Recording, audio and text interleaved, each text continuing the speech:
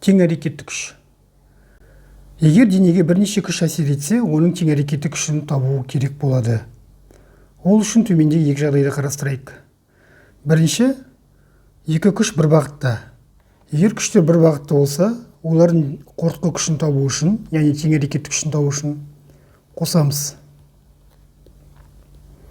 Екінші жағдайда екі күш бір-біріне қарама-қарсы бағытталған.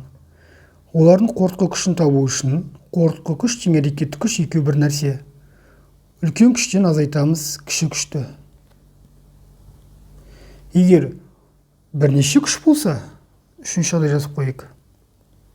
Мысалы, бізде бір күш, екінші, үшінші болсын.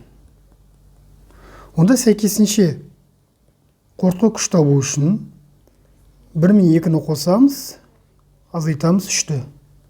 Яғни бір бағытта болса қосасыңдар, қарама-қарсы бағыт болса азайтамыз.